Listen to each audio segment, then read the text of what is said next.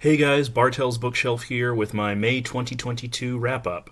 I actually had a really good reading month this month. I read 7 books. I read 4 books for Horror Mayhem, and I read 3 books just on my own outside of the month. Technically, I read 9 if you count the 2 books I had at the end of my April wrap up. But since I finished those at the very very beginning of the month, I just kind of put them in there just so they could, just so I didn't have to wait a whole month to talk about them. But yeah, this month was mostly taken up with the 4 books I read during Horror Mayhem, which so I don't have to repeat myself. I've done individual video reviews on each of those books, which you can find on my channel. I'll link them in the description.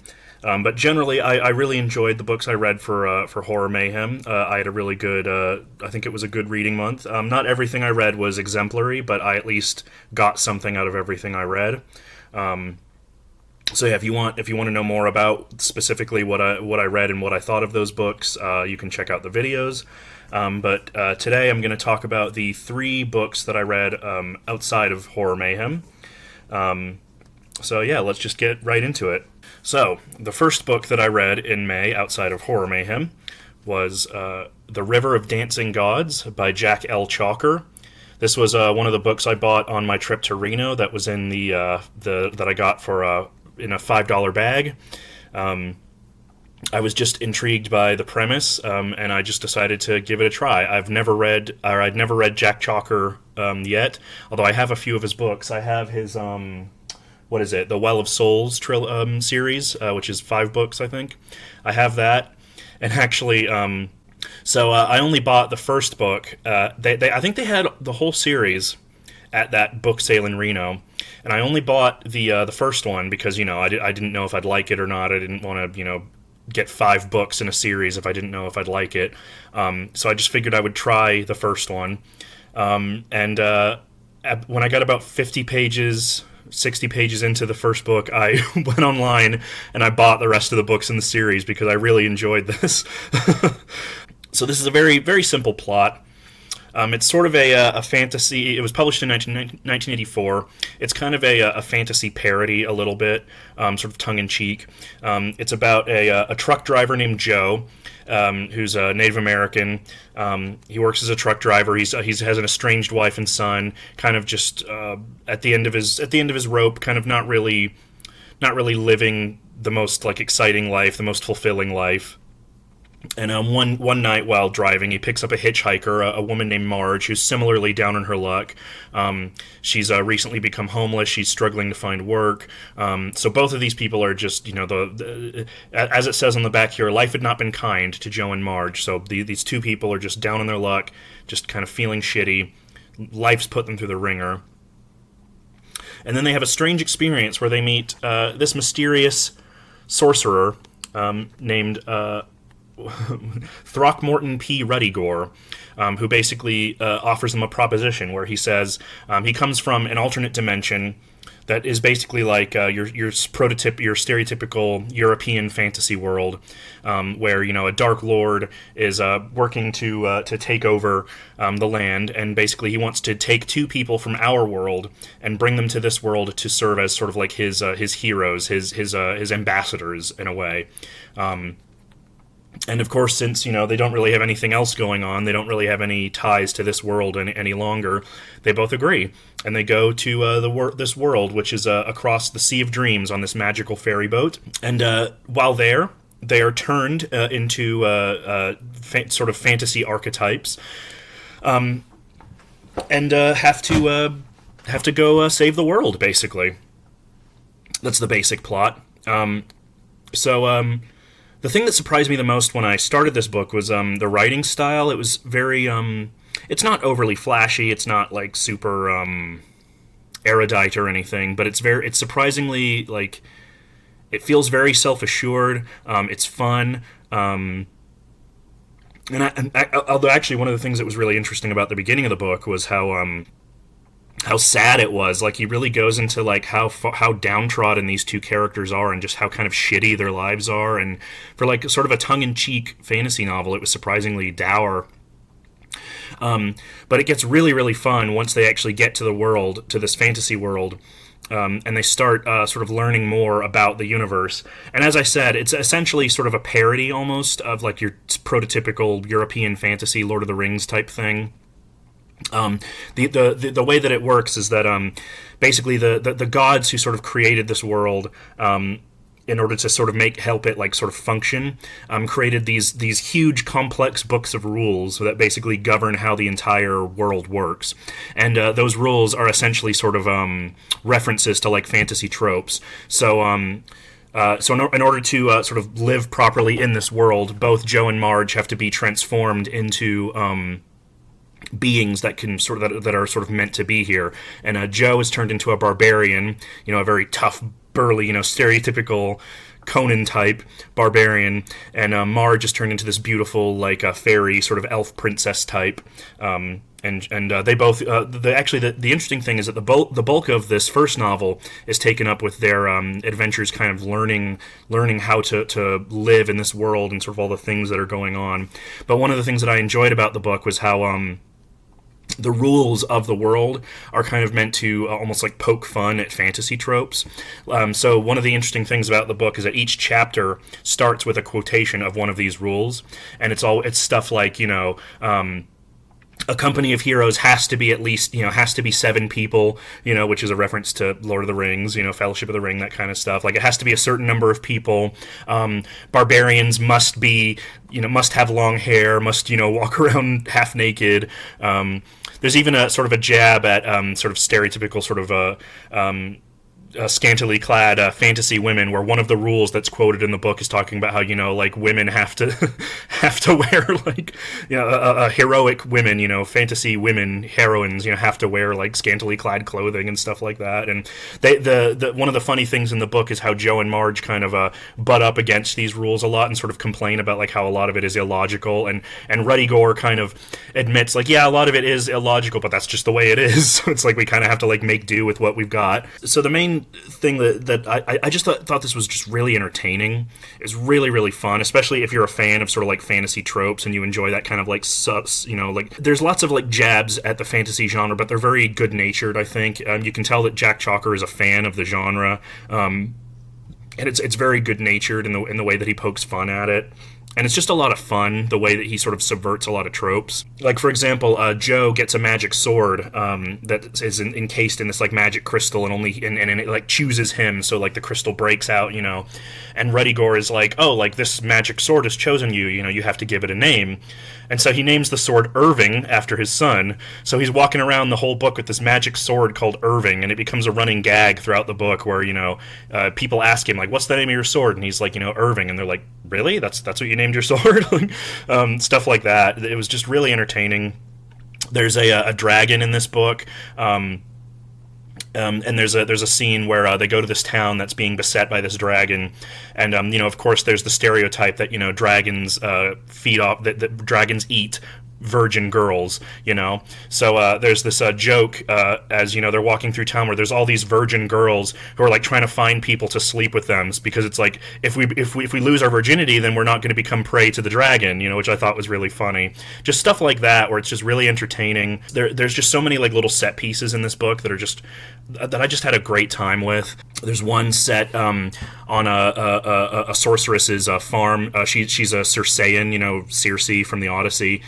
She turns Joe into a bull, and he ends up on her farm with all these other transformed men, who've been turned into like pigs and goats and stuff, and they work together to escape this farm and get changed back into humans. And then the people that come with him who get changed back into humans end up becoming part of their band. And there's all this stuff about how the rules of the company, as they call it, and that kind of thing. Which again are sort of poking fun at like fantasy tropes. So again, I mean, it's not like a masterpiece of literature or anything. Like it's very lighthearted, it's very silly, but it's very well written and it's really funny. It's just fun, you know what I mean? It's just pure like 80s fantasy fun. It's just so entertaining. There might be a few problematic elements here and there, as you would expect from an 80s fantasy novel, but overall, like for the most part, I just thought it was so much fun. There were times where, like, because I'm always reading multiple things, there would be times where like I would kind of not come back to this book for a while, and then I would read a chapter and I'd be like, man, like I remember why I was enjoying this book, because it was just fun, it was just entertaining. You know, it almost has the vibe of like an old like a D&D campaign, you know, where it like fits within these fantasy tropes, but the characters are all kind of like self-aware, and there's lots of like jokes at their expense and stuff like that, and sort of at the expense of fantasy tropes themselves. I don't know how the rest of the series is going to go from here. Obviously, it ends on not really a cliffhanger. This is more like this does sort of feel like almost like the first episode in a miniseries kind of thing. But it is really fun. It doesn't the cliffhanger doesn't feel too. It doesn't feel like just one part of a novel that they just chopped out. It does feel pretty self-contained, so I liked that about it. But I do very much look forward to reading the rest of the books in the series and eventually getting to more of Jack Chalker's work, because this is my first read from him, and I just really enjoyed it. I thought it was a lot of fun. There were so many fun ideas and entertaining set pieces, and yeah, it was just really, really fun. I've said that word so many times, but that's the best way I can describe it. It was just really entertaining. I had a really good time with it, and I look forward to reading the rest of the books in the series. So yeah, that was The River of Dancing Gods by Jack L. Chalker. The second book that I read in May, aside from Horror Mayhem stuff, was Full Tilt by Neal Shusterman. I got this from the library, which I returned a while ago, so I don't have it to show you.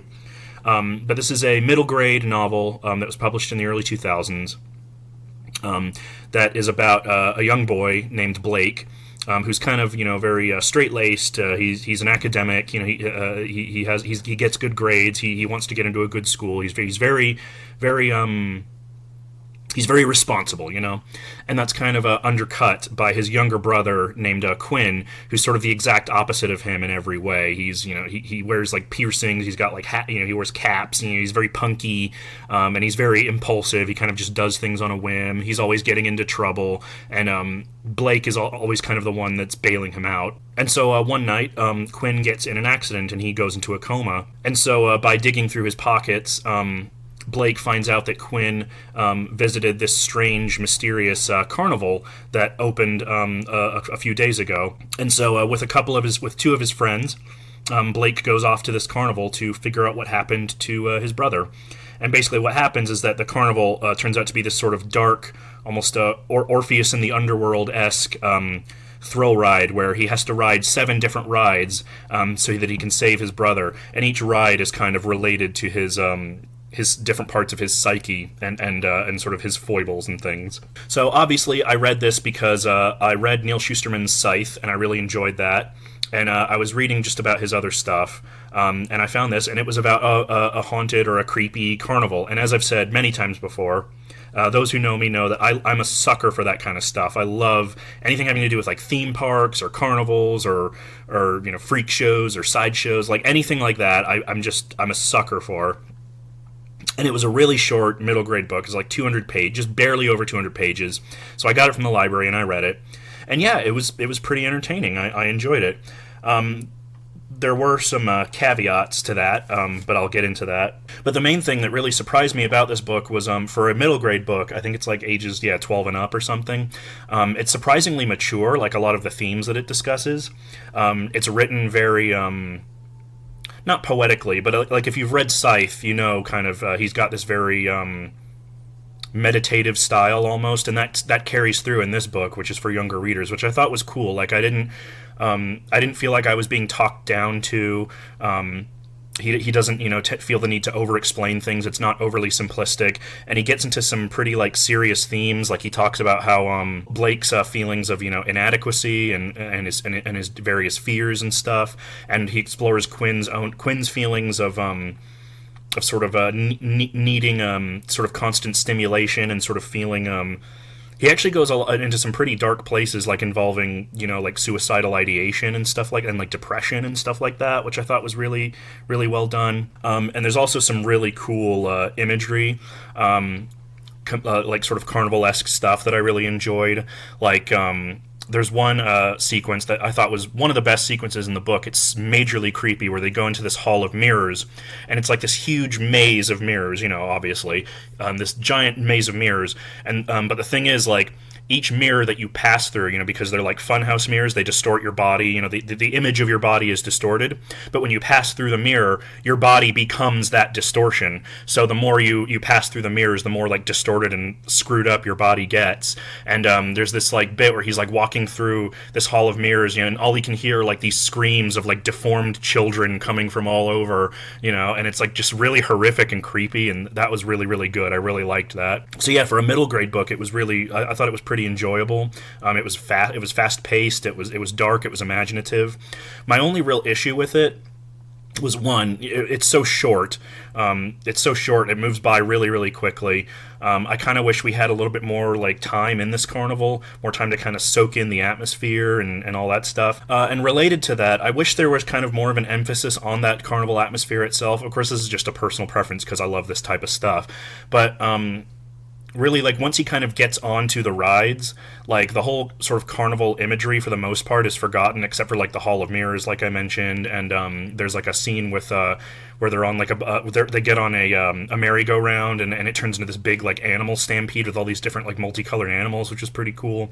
But for the most part, the sort of like carnival aspect of it is sidelined a little bit, because most of the actual rides come from things within Blake's psyche, or like things that he relates to. So like there's a scene on a kamikaze jet, which is related to a jet model that he has in his room, that kind of thing, which was okay. Like, I didn't mind that. It was well done.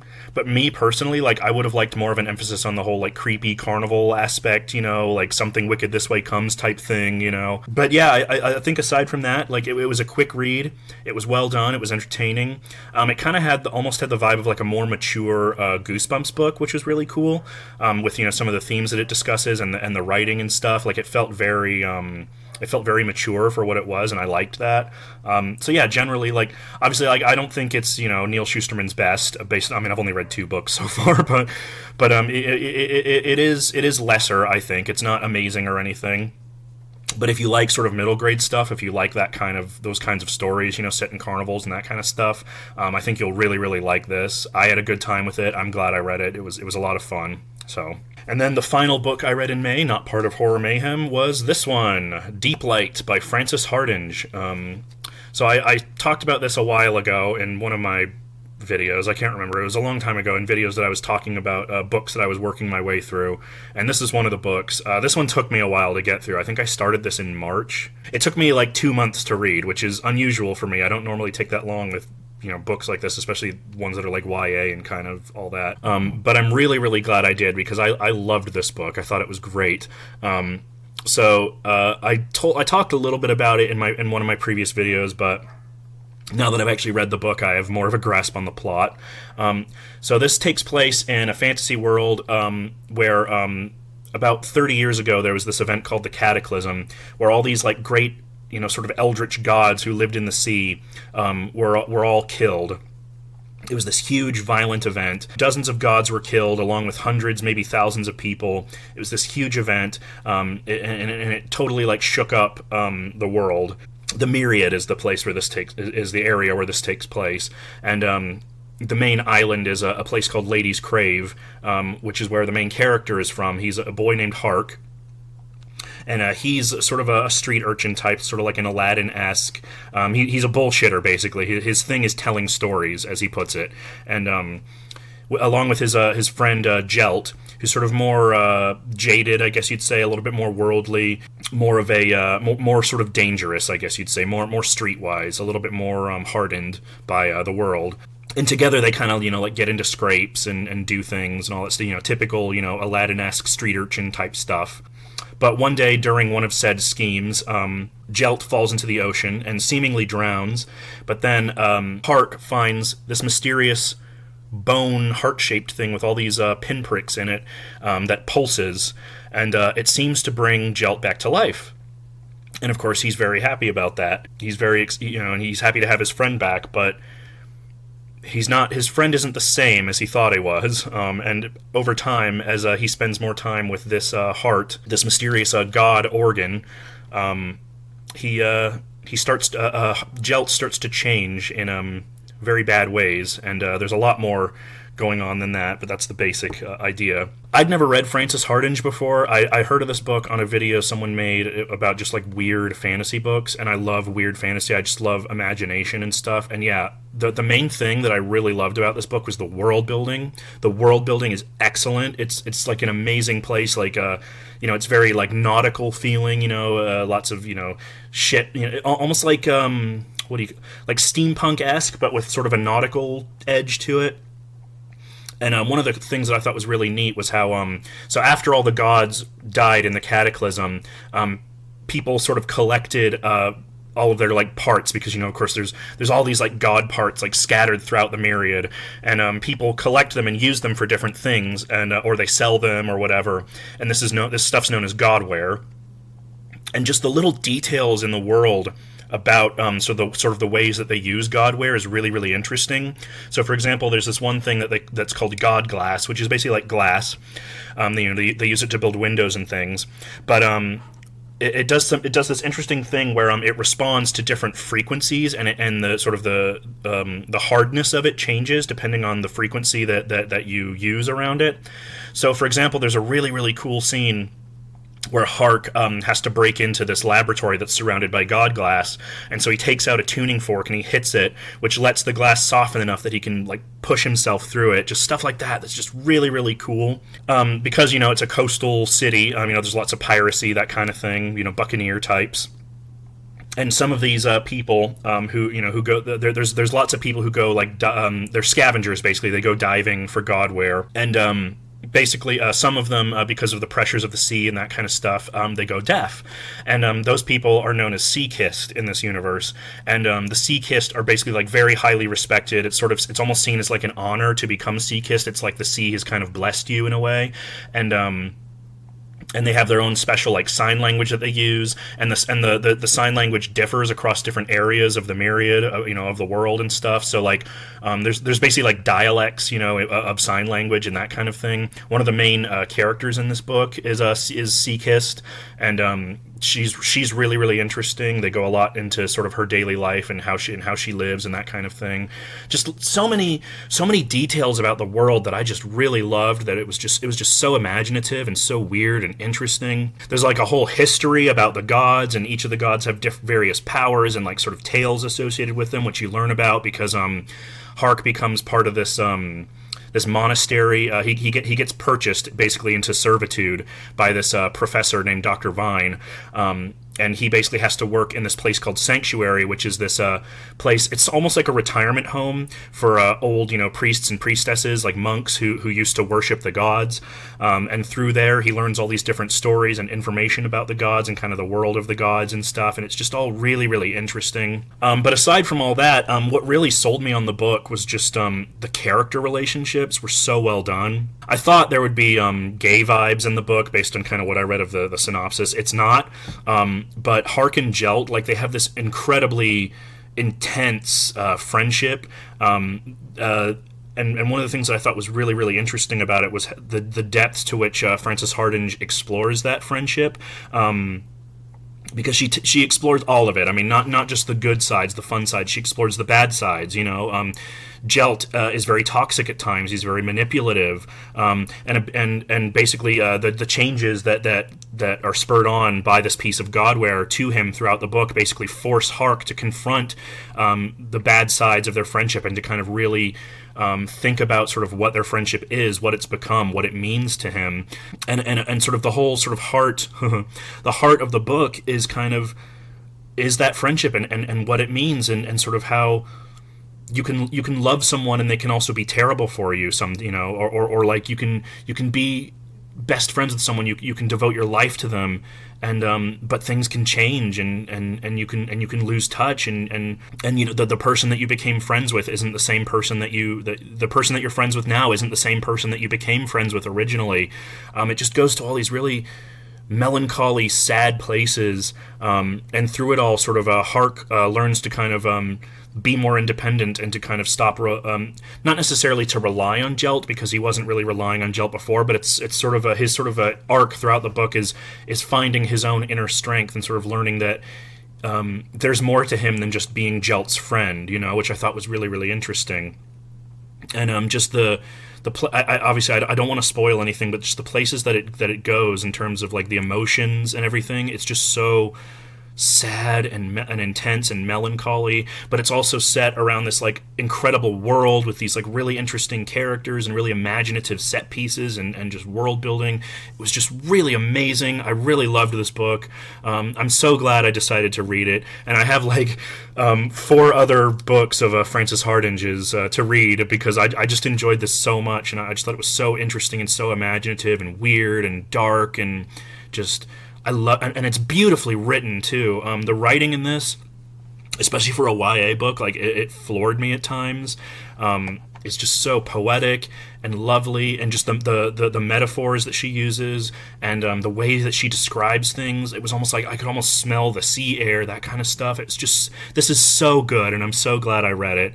And yeah, what an amazing sort of book to cap off this reading month with. I'm so glad that I finally finished this because it's probably one of my favorite books now, at least that I've read in the last few years. Like, it's a great book. I loved it. So good, and I can't wait to see what else she's written.